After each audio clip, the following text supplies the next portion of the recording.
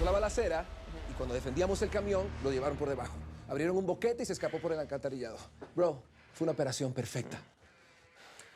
Esos hijos de p ven la ruta perfectamente. I know. Alguien nos vendió. And we know it. Yeah. ¿Y sabes qué es lo más cabrón? Que Brown, el jefe, piensa que fui yo.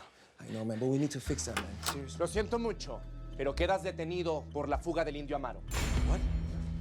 Vas a permanecer en una celda en lo que avanza la investigación. No, wait. Sir, this is a big mistake, ¿eh? Le juro por lo más valioso que tengo. Se lo juro por la memoria de mi hija, que yo no tuve nada que ver en el escape de Amaro. Deme un día, deme 2 días y se lo voy a demostrar. Por favor. No puedo llamar a Washington y decir que en esta oficina no hay responsables. Sabes que no funcionan así las cosas. Quisiera reaccionar de otro modo, pero no tengo otra opción. A ver, señor.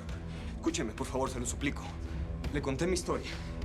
Esos narcos, hijos de perra, destrozaron mi vida, destrozaron mi familia, la mataron. Destrozaron la vida de mi madre. ¿Usted cree que yo podía trabajar para ellos? Elips, no hagas esto más difícil. Eras el único que tenía la ruta predestinada. No había nadie más que pudiera haber dado esa información. Por supuesto que hay alguien más, señor. Por supuesto que alguien nos vendió. ¿Eh? Y ese alguien más está aquí, riéndose de esto que está pasando. Está cometiendo un error. Créeme. Si las averiguaciones determinan que eres inocente, personalmente me voy a disculpar contigo.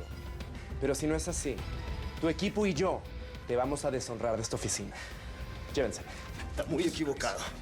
Cuando se entere de la verdad, se va a arrepentir de eso que está haciendo.